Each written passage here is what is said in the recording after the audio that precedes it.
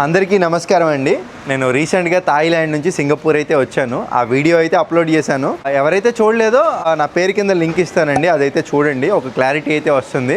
ఈ వీడియో ఎందుకు చేస్తున్నానంటే ఇక పైన ఏంటంటే సింగపూర్ వీడియోలు అయితే వస్తాయండి మన ఛానల్లో. మీ అందరికీ తెలిసిందే సింగపూర్ అనేది చాలా ఎక్స్పెన్సివ్ కంట్రీ.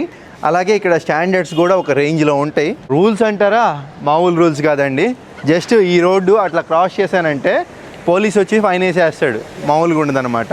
ఇలా ఇంకా చాలా విషయాలు మీకు సింగపూర్ గురించి అయితే నేను తెలియజేస్తాను. నేను అప్లోడ్ చేసే వీడియోలన్నింటి కోసం ఎదురు చూస్తూ ఉండండి. ఖచ్చితంగా సింగపూర్ గురించి పిన్ టు పిన్ పాయింట్ అయితే చెప్తాను.